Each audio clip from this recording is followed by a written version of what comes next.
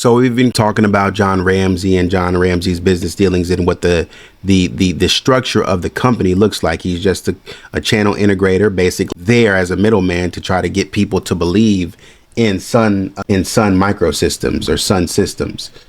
But this article says that Access will overcome, that I was looking at. And so I was only able to get the abstract, and it says Access Graphics Inc. President and CEO John Ramsey, and this is written in September 1st of 96. Ramsey has expanded his distribution company's focus beyond its traditional Unix products to internet products from Netscape. I remember Netscape networks and database products from Oracle. Okay, so this is what we're talking about. This is in September 1st of 96. Little over 3 months away from little over 3 months from December 25th or 26th. So at this point, we see a going concern. We see an ongoing concern that it's business as usual. John trying to expand. And that's important because we've been talking about John trying to hit those marks of those big market cap companies. He's small to mid cap at this point, but really trying to expand the business. He's trying to drive growth in the business. So we can kind of trajectory that John is on. And so it's favorable for John to report certain numbers because they make the company look a certain way. They make the company look favorable. So if there should ever be a sale of the company, just because it doesn't have to be that the company is doing bad. It's just that sometimes companies don't want to be in a certain business. Companies are only purchased or acquired for a certain amount of time for a certain purpose of driving cash flows and then to make the balance sheet look good and then getting rid of it.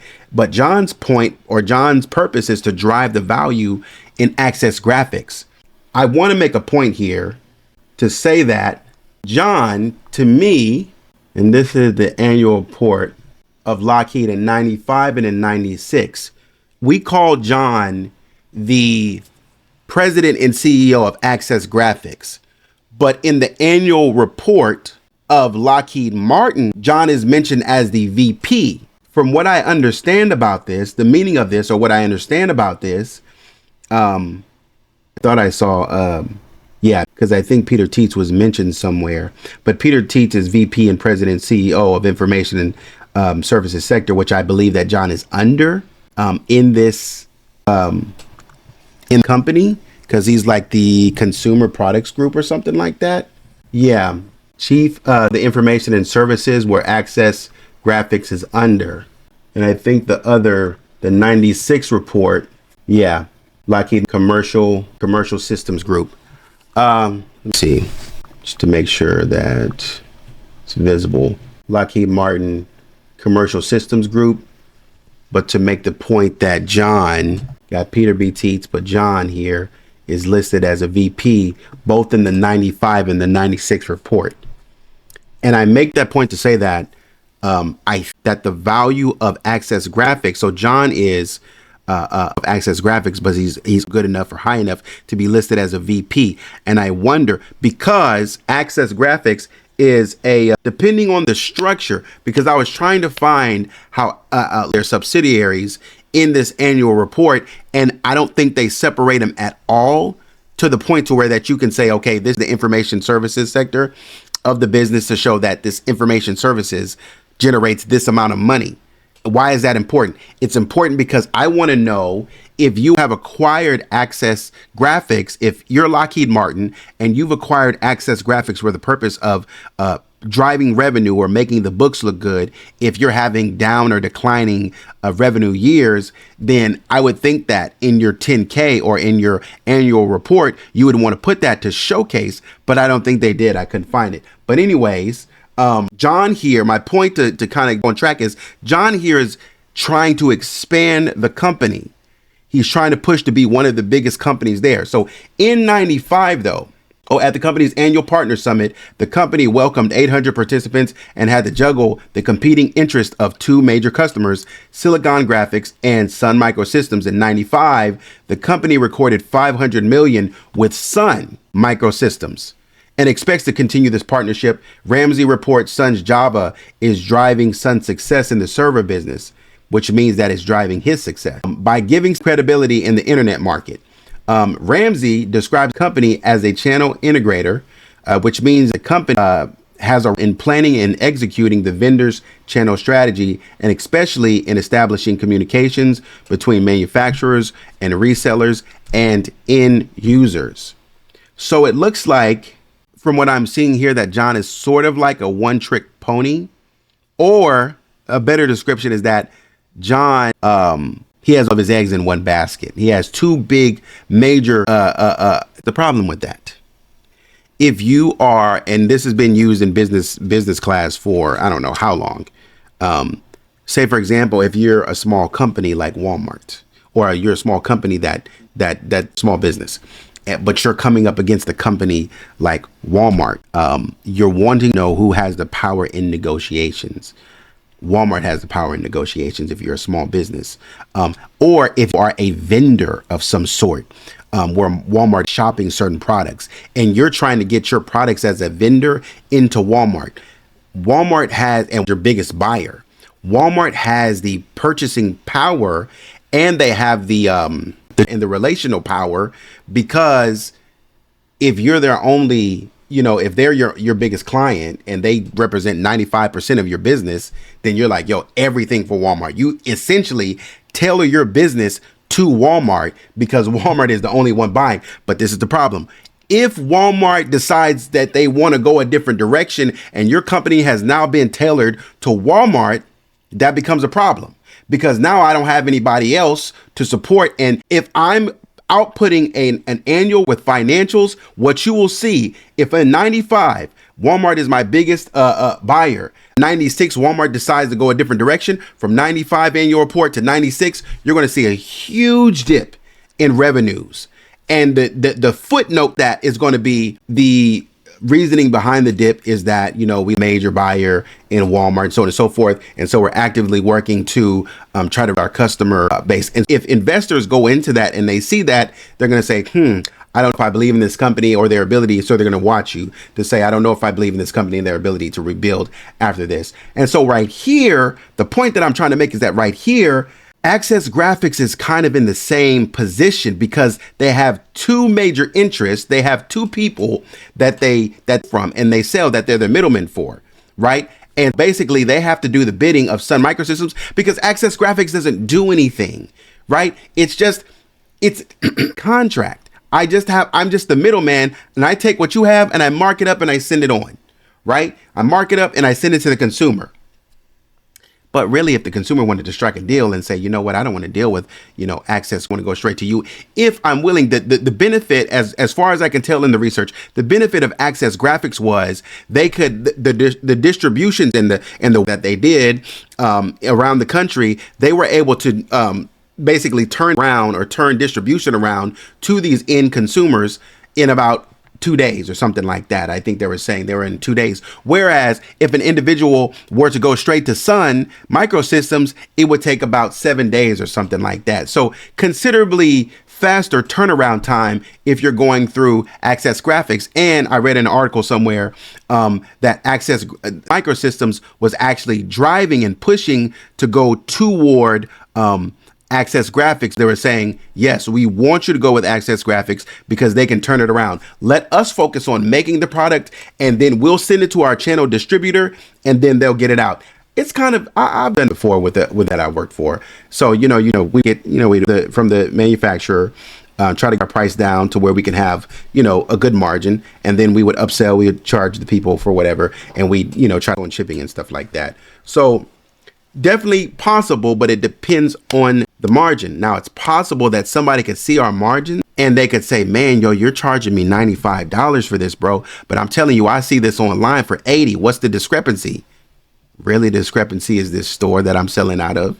I got to pay for this store. I got to pay for the software that I'm using. I got to pay myself a salary. I got to pay the person that I'm paying to sit at the front desk, that has to sit at the front desk and take your order. I got to pay all of these things. And so that's $95 instead of the $80 that you see online. But they get it to you it might take longer to get to you if you need a fast turnaround. So the problem here is that I wonder if John is stressed a little bit about whether they are pulling heavy in 95. they record 500 million in business with Sun. That means that they were pulling heavy from Sun. There's Silicon Graphics in this. How much are you pulling from Silicon Graphics? Do people want Silicon Graphics stuff, or do they just want Sun? And what Ramsey is saying here, what John is saying here, is that Sun has this Java that is driving its success that people want, so we're able to pull. And so John is like, Sun, give me all you got. But what happens if it goes down, if Sun goes down, which is why I got to expand my focus beyond my traditional Unix products into the internet phase, because I'm trying to stay afloat. These are things that a CEO like John Ramsey is actively thinking about. I'm trying to stay afloat because something is on my back. Something is coming for me. Failure is coming to me, right? In the midst of this, I'm having to deal with my family. And we talked about, and I want to drive this point home, we talked about how John seems unbothered, but he goes on leave. An article written, Dan Keeney. Let me see the date. Do they have the date? Protecting corporate reputations during crisis. I don't see a date. 96 or no. I don't see a date. Anyways, why am I bringing up this article? Because John told us that everything was cool. John told us that there was no problem. But I want to emphasize the stress level that was on John so we can understand what John does, or what John instructs people to do when he's under stress. And I'm going to jump back to the that we've been covering.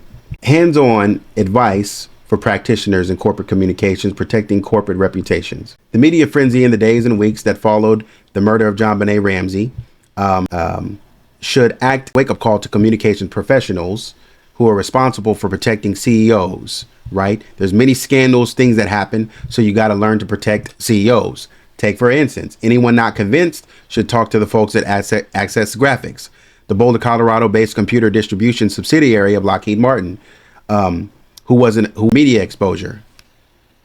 You just said a mouthful right there. Because as we see, John and Patsy got bombarded with media exposure. Fleet was mad at the way that John and Patsy handled it. John and Patsy couldn't go to the media, and John continues to go to the media, begging and pleading for certain things to be done that are being done, but he acts like it's not.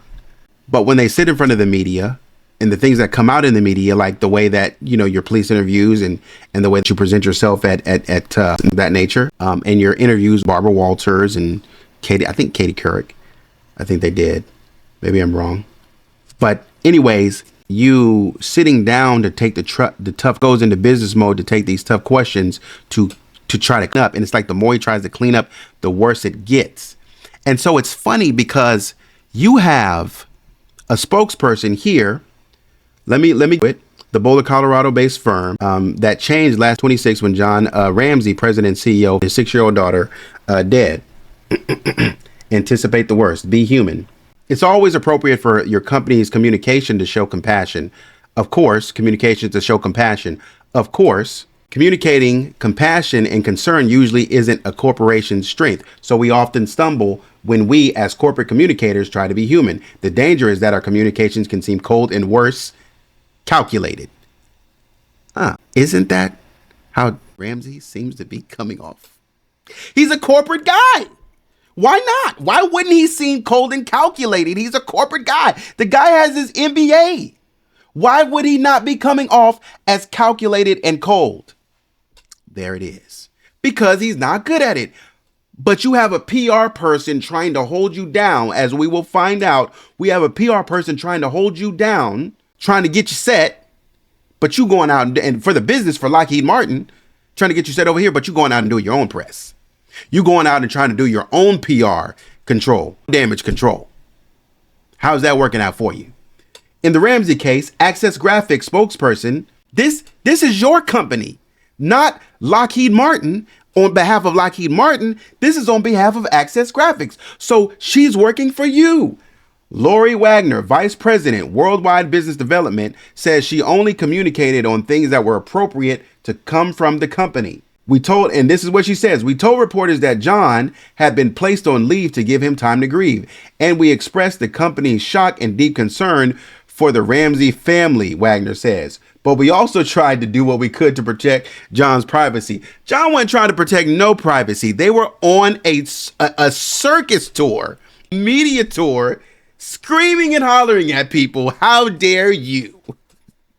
They were on Larry King and anybody who would listen. How dare you question me? Sitting in the police room. You got to be there. You got to police interviews. So understandable. But sitting in the police room, fighting back, biting back, and then going on CNN interviews and then going on a whole media tour to try to clear their name. And so while John is supposed to be in private, come on. This is 4 weeks, or I'm sorry, 4 daughter has passed. You're on a media tour. You're supposed to be taking your time to deal with this matter privately. Somebody comes to you, says whatever, I don't answer questions. Of course, you're a media or you're a tech mogul, right? And so people are going to be on your case. Your response, no questions, because that's what she's saying. When they ask us anything, when they ask Lockheed Martin, we just saw, let me go back to it. That's why I wanted to keep this up. We just saw that Wall Street said they are embarrassed and they're anxious to get rid of this company. But this is what they put out. We're shocked and we have deep concern for the family. We're shocked that this happened. We're so sad and we're so concerned for the well-being of the company. We're sending prayers and good vibes and uplifting the family in times of this devastating time. Work it, Lori. Work it. She's trying to work it, but John needs control. John has to have control. I got to take it in my own hands. Yo, it's like, you know me of Ted Bundy. Ted Bundy. You were the lawyers who were trying to protect. Everybody knew Ted was guilty. There was no way. Ted was so incensed when he heard the allegations against him. Ted was so incensed. Ted was trying to hold it together. He was cool, calm, and collected. But when you start asking him about certain things, he starts to get riled up. He starts to get mad. And all of a sudden, Ted is bringing in cameras into the jailhouse to have a conversation and to try to clear his name and flash the pretty eyes at the camera and bat his eyelashes. So the women on the other side of the television screen could be like, oh, there's no way that Teddy would do this. No way Theodore would do this. And so Ted had to control the narrative. And in the same way, it was just like, Ted, just sit down and shut up. Ted, just stop. Just let it be. Let the lawyers do that. We are talking about who have gone to law school and are seasoned in practice. And Ted Bundy is like, hey, I'm still in law school. I know more than y'all. And I understand want to take control of your case. But Ted was like, I know more than y'all. And so you know what? I'm you both. And it was so egregious that the judge was like, what? Are you sure? Because and so Ted, as lawyers reported, they were like, yo, it was terrible. Watch Ted just crumble. And I think that's what we're seeing here with the Ramsey family, what we're seeing with John. That's why I had to make the point about access, about this whole stress around, we are only going through one distributor. So I got to try to figure out a way to drive this business. And in the midst of me trying to drive this business, this happens. And so John is trying to, so my way of dealing with the fact that I'm only leaning on one person as my business, this is 500. And I would talking about 1 billion in sales. I would assume that other 500 million came from Sun. They were solely reliant and dependent on Sun. And so I got to try to figure out a way to expand my business and make it work once again. And they attribute this to John Ramsey. John Ramsey has expanded his distribution. This is John Ramsey's direction and leading of the company. And so John has to control the narrative. John has to drive this business to $1 billion. But I also got to control the narrative in crisis or when something is close to crisis. My company might be on the verge of going downhill. So I got to control that. But my daughter has just been unalive. So I got to control that. And so you got it in there. Somebody else who can handle it, who's an expert at this. But John is supposed to be in private, but John is out on a world tour talking to people. And they kind of make, this is interesting, make the fact that Dave, for Wendy's at the time, he had a heart attack. And so they basically said, look, let's just move Dave to the family. And essentially this up is what they're trying to do, because he had a heart attack and they were trying to cover it up. So here are a few tips. Make the media come and get it. At Access Graphics, control was key to protecting the corporation's reputation. If you wanted information, you had to call Lori Wagner. Correct, because Lori's to control the narrative. Let Lori do it. John, don't answer the phone. I don't care if you're at home. Don't answer the phone. Don't go on any interviews. Don't do nothing. John couldn't do that. Our feeling was that holding a news conference or releasing a statement would call attention to the company. Wagner, we didn't even make available John's stock photo and bio. We didn't want people to perceive this as a company event. What do you see? What did you see? Did we see? They went to great lengths to hide this man and to get this man out of the public eye. But what did John do? John did the exact opposite. I don't want to be hid. I want to be in the public. Appreciate you, Lori, but get out of my way. Thank you, Lori, for helping me, but get out of my way. I got stuff to do. I got something I want to say. I want to control my narrative. Yo, come on. They said our feeling, this is what your PR person is saying. Our feeling was that holding a news conference or releasing a statement would call attention to the company. John don't care nothing about that. I am just in shock right now, because watching these press conferences and watching John Patsy go all over TV and try to protect the company, John was not it. I am now realizing that John was not at all interested in protecting the company at all. Self-sabotage, which makes me wonder, how good of a CEO were you? How stubborn were you when somebody said, John, I don't know if that's going to work? How stubborn were you? And it's so easy that it's a train wreck. So when we track you down, when we walk you down and we say, Patsy, call the cops. And he says, Patsy, call the cops. Cops come over and John is controlling everything in the home, even to the detriment of anybody that says whatever, da-da-da-da-da. They said the officer was set down first. When he showed up, the officer went down to the basement, didn't find anything. But it's funny the way that John went down to the basement and found JonBenet. It's almost like an innocent found something. Like, here it is. So when they said, yo, we absolutely can't find JonBenet. And it's really weird, and I mean extremely weird, that he ran to the basement and picked her right on up. It was like, here she is, I found her. He didn't scream. He didn't jump. He didn't say, oh my God. Why do I say that? Because Fleet didn't report that. John didn't report that. You know what John did? You know what John told us that he did?